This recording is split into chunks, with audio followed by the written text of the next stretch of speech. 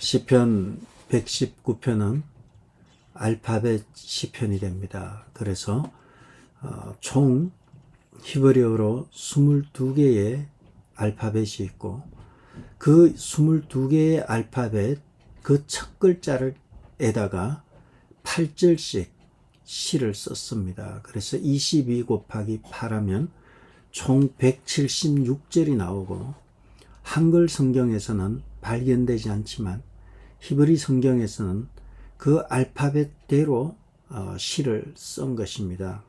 그래서 이 시편은 어떻게 보면 답간체, 이 머리 글자를 써서 시를 쓴 알파벳 시편의 백미라 말할 수 있습니다. 언어에 대한 이해가 높고 풍성하기 때문에 단어를 가지고 알파벳을 가지고 시를 176절이나 썼기 때문입니다. 또 이 시편의 특징은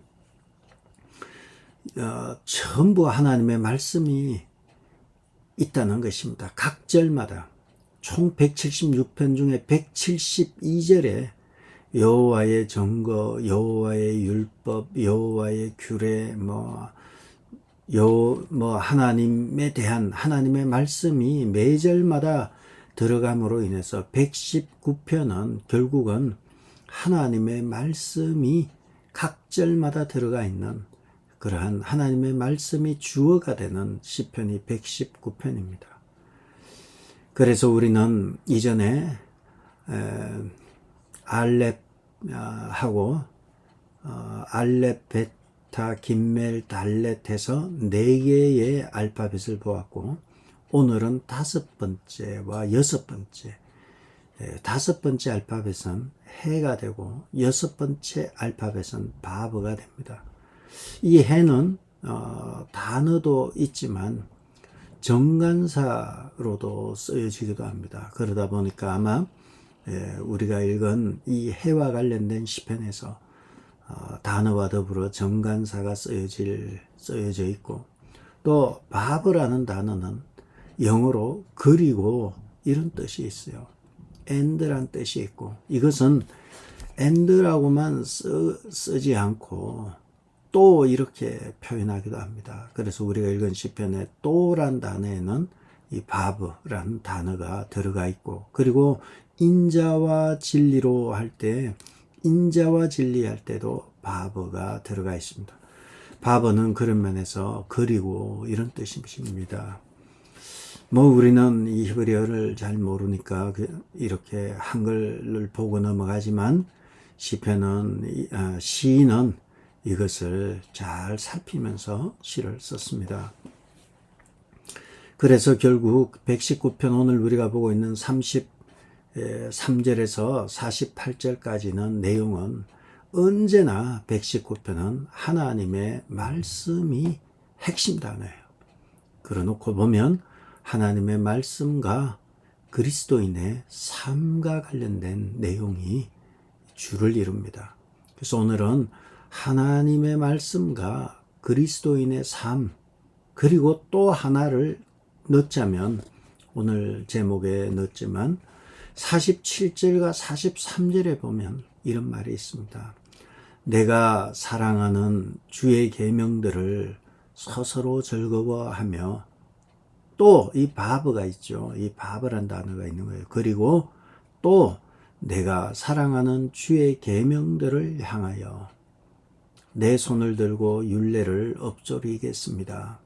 47, 48에는 내가 사랑하는 주의 계명들 33절에 48절 전체 다 계명, 율법, 법도, 말씀, 주의 율례, 많은 단어들이 나오지만 47절, 48절에서 내가 사랑하는 주의 계명들이라는 사랑이라는 단어가 2번 나옵니다.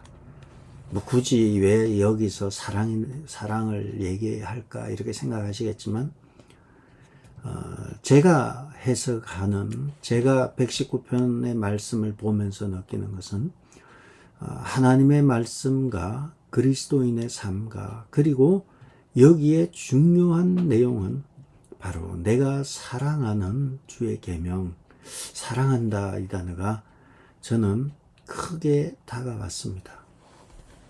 왜냐하면 우리가 인간이 싫어지면 그 인간이 하는 말도 싫은 거예요.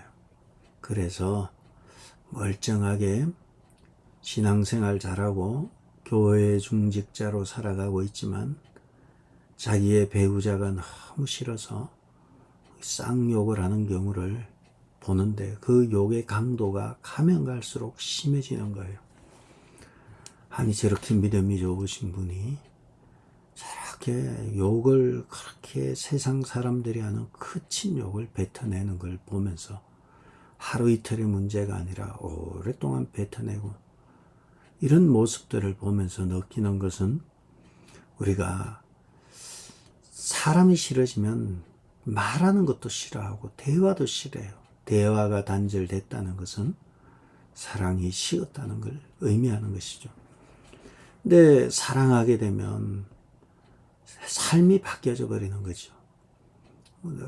사랑하는 사람, 내가 사랑하는 주의 계명을 얼마나 사랑하는지 내가 매일마다 주야로 묵상하며 작은 소리로 읊조리이다 말하는 것처럼 사랑하게 되면 내가 사랑하는 사람의 말이니까 삶의 변화가 나타나게 되고 그리고 변화와 더불어서 그가 한 말을 컴퓨터처럼 다 기억해 놓고 실천하게 되죠. 그러나 내가 싫어하는 정오하는 사람의 말이라면 하는 말을 전부 반대로 해버려서 열받게 하는 것이죠. 오늘 시인은 하나님의 말씀과 그리스도인의 삶과 관계 속에서 사랑하는 것, 내가 사랑하는 하나님과 내가 사랑하는 주의 계명들, 이것이 전제되기 때문에 오늘 우리가 보고 있는 그리스도의 삶에 있어서 확고한 결단이 구석구석에 나옵니다. 오늘 전체 내용은 보시면 알겠지만 이 결단에 대한 삶에 대한 얘기입니다. 먼저 34절을 보실까요? 33절, 33, 4, 5절을 보겠습니다. 여호와의 율례들의 도를 내게 가르치소서. 내가 끝까지 지키리이다.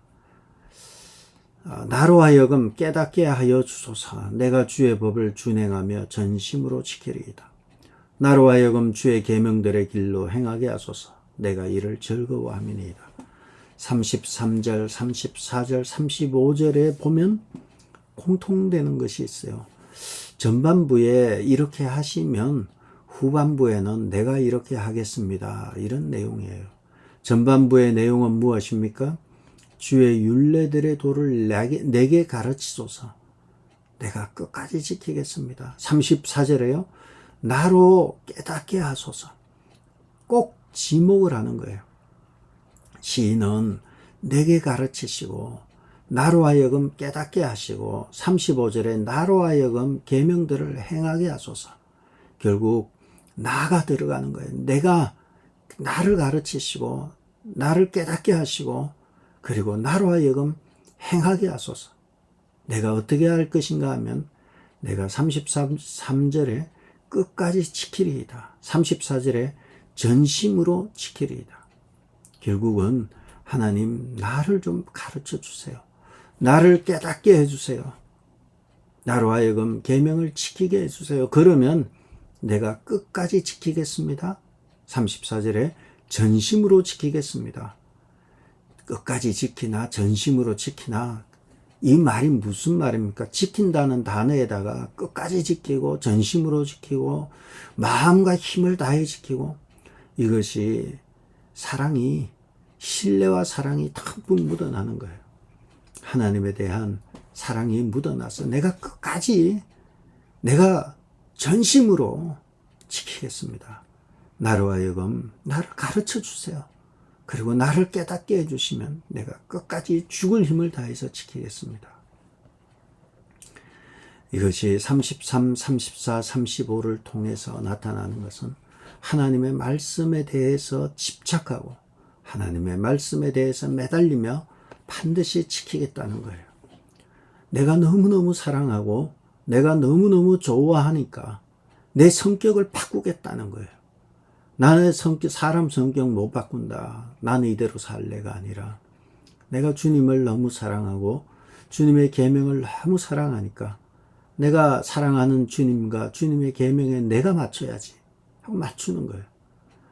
그래서 하나님을 바로 믿고 신뢰하고 그런 사람은 성격이 안 바뀔 수가 없는 거예요. 그런데 왜 안 바뀌냐고 묻는다면 사랑이 아직 더 깊어지지 않았기 때문이라고 밖에 해석이 안 돼요. 진짜 나보다 더 사랑한다면 내가 바뀔 수밖에 없는 거예요. 내가 안 바뀐다는 것은 그만큼 아직 덜 사랑한다는 것입니다. 하나님과 하나님의 말씀을 너무너무 사랑하니까 시인은 내가 끝까지 지키겠습니다. 전심으로 지키겠습니다. 결단하고 있는 것입니다. 그래서 35절에 나로 하여금 주의 계명들의 길로 행하게 하소서. 나로 하여금 행하게 해달라고 이렇게 합니다. 그리고 나서 그 뒤에 내가 이를 즐거워함이니이다.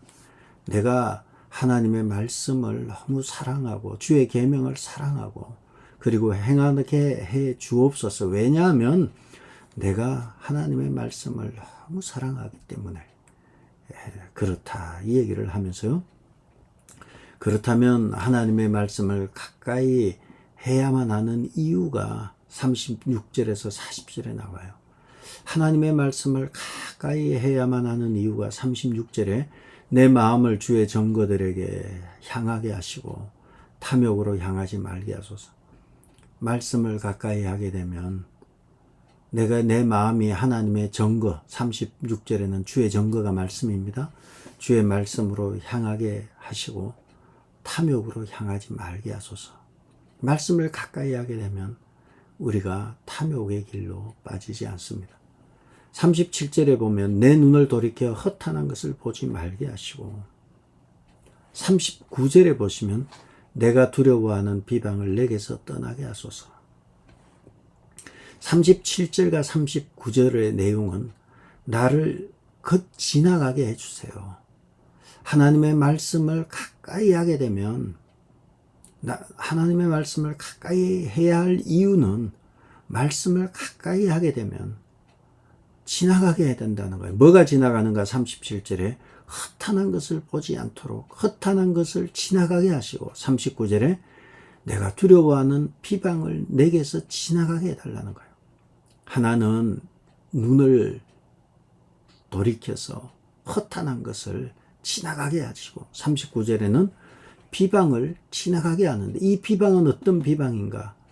내가 참 불편해하고 두려워하는 비방을 내게서 지나가게 해달라는 거예요. 하나님의 말씀을 가까이 하는 이유는 하나님의 말씀을 가까이 하게 되면 허탄한 것을 보지 않게 되고 나를 향한 비방에 귀를 기울이지 않게 된다는 것입니다.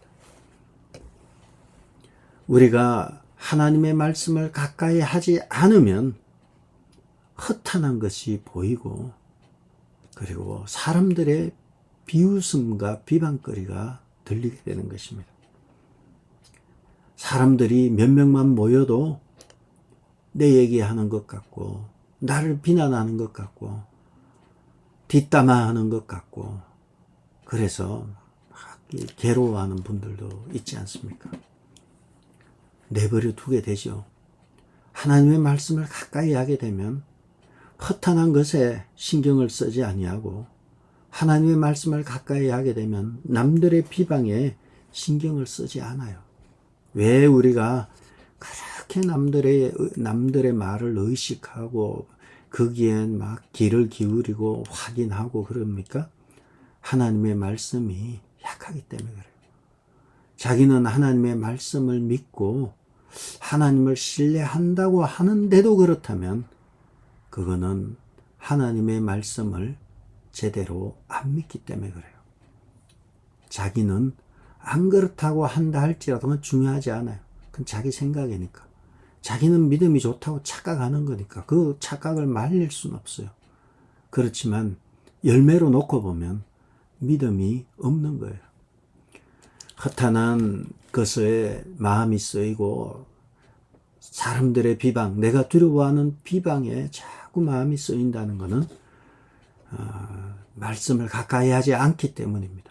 그래서 시인은 내가 이 허탄한 것과 비방을 나로 하여금 떠나게 하소서. 그래서 주의 길에서, 주의 길도 말씀이에요. 주의 말씀에서 나를 살아나게 하시고, 그리고 내 이 비방을 떠나게 하셔서 주의 규례들, 말씀이에요.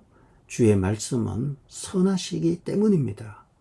그래서 우리가 말씀으로 자꾸 가면 갈수록 멀어지는 것이 허탄한 것들과 비방에서 멀어지고요. 말씀을 가까이 안 하면 안 할수록 이 허탄한 것들과 비방이 자꾸 귀에 들리는 거예요. 딱 우리는 베이직 교회는 열매로 한다. 결과를 중시 여깁니다. 입의 말로 말할 필요 없어요. 여러분의 삶이 또 우리의 삶이 말씀을 가까이 하는 삶이냐 아니면 사람들의 비방이나 사람들의 말을 의식하는 삶이냐 그걸로 놓고 보면 열매가 딱 보입니다. 아무리 입술로는 천사의 말을 한다 할지라도 사랑이 없으면 울리는 꽹가리가 되는 것처럼 아무리 별 은혜 받은 소리를 다 한다 해도 하나님의 말씀을 가까이 하지 않는 사람은 허탄하고 비방을 두려워하는 사람을 의식하는 사람입니다. 그래서 시인은 38절에 주를 경외하게 하는 주의 말씀, 또 주의 말씀이 나오죠. 주의 말씀을 주의 종에게 세우소서, 세워달라는 거죠. 그걸 놓고 보면 36에서 40절까지 동사를 놓고 보면 하나님의 말씀을 가까이 하면서요. 탐욕으로 향하지 말게 하시고 내 눈을 허탄한 데 보지 말게 하시고 그래서 주의 길에서 살아나게 하시고 38절에 그래서 나를 말씀으로 세워주시고 39절에 주의 비방을 내게서 떠나게 하시고 40절에 주의 의로 나를 살아나게 하소서. 하나님의 말씀이 함께하는 사람은 이와 같은 길에서 떠나게 되는 것입니다. 그러므로 우리가 말씀을 가까이 하면 더러운 것들이 떠나가게 되지만 말씀을 멀리할수록 더러운 것들이 들어오죠. 은혜롭게 더럽게 사는 거 안 됩니다. 은혜로운 척하면서 죄를 품고 더럽게 사는 것 옳은 것이 아닙니다. 41절에서 48절에는 히브리어 알파벳 바브란 알파벳입니다. 바브는 그리고 또 이렇게 나오죠.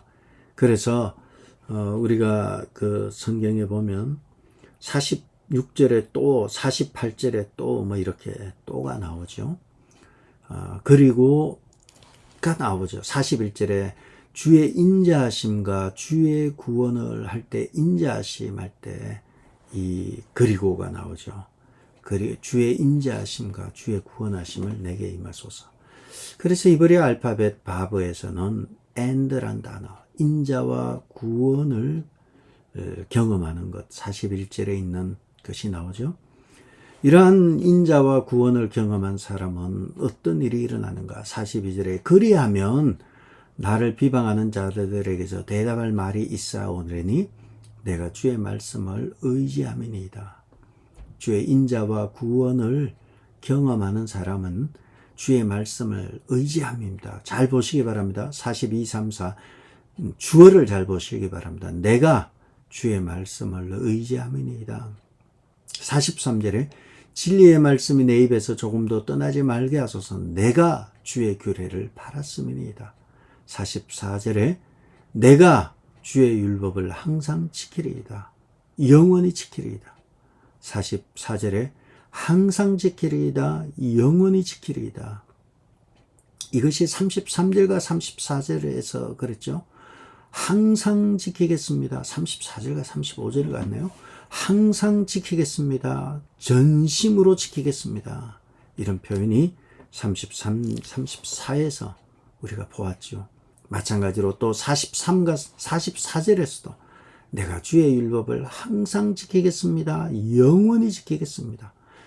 우리가 33에서 항상 지키는 것과 전심으로 지키는 것이 같은 거 아니에요? 44절에서도 항상 지키겠습니다. 영원히 지키겠습니다. 얼마나 사랑하면 내가 42, 43, 44에 내가 주의 말씀을 의지하고 내가 주의 규례를 바라고 내가 주의 율법을 항상 지키고 내가 영원히 지키겠습니다. 결단이 나옵니다. 하나님의 말씀을 의지하고 바라고 지킨다. 여기에서 선명하게 내가 지키겠습니다. 내가 하겠습니다. 전능하사 천지를 만드신 하나님 아버지를 원물내는 내가 믿사오며 내가가 있죠. 내가 믿는 거예요. 주님이 가르쳐 주신 기도는 하늘에 계신 우리 아버지가 있지만 고백은 내가 하는 거예요. 신앙 고백은 내가 하는 것입니다. 우리도 시인과 같이 하나님의 말씀에 능동적으로 반응하고 그렇게 살기 위해서 적극성을 가져야 합니다. 그렇게 신앙생활할 때 어떤 결과가 나타나는가? 능동적이고 적극적이고 이렇게 막 아주 파지티브하게 뛰어들고 이렇게 하면 어떤 일이 일어나는가? 45절에 자유롭게 그 앞에 모든 119편은 주의 법도 주의 율례 주의 계명 그거 다 포함하고 하나님의 말씀에 당연히 들어가요.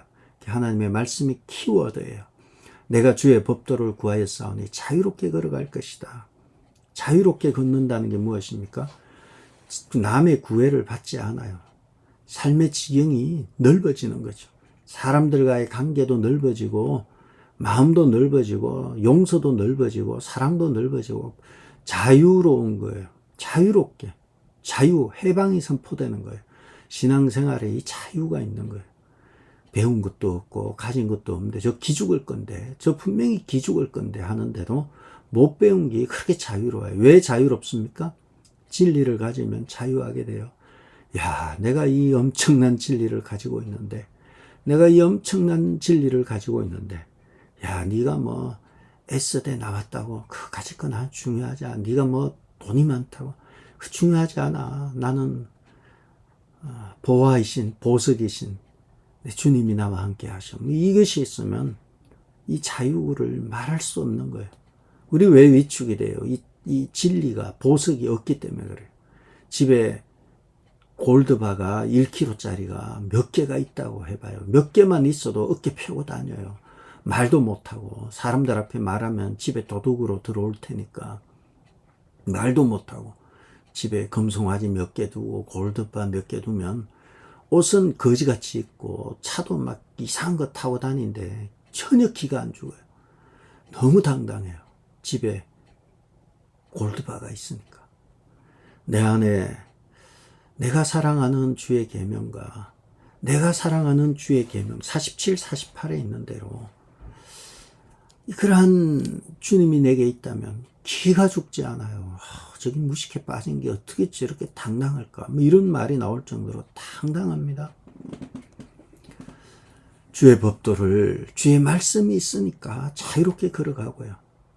그리고 46절에 주의 교훈을 왕들 앞에서 이 권력자들 아니에요? 권력자들 앞에서 교훈이 말씀이에요. 주의 말씀을 말할 때 수치를 당하지 않는다는 거예요. 내가 누구 앞에 서는지 그렇게 기가 안 죽어요. 위축되지 않아요. 네가 뭔데? 네가 나 밥을 사주기를 해. 네가 하나님도 아닌데 내가 왜 네한테 기죽어? 기를 안 죽어요. 그냥 당당합니다. 두려워하지 않고 부끄러움과 수치를 느끼지를 않아요.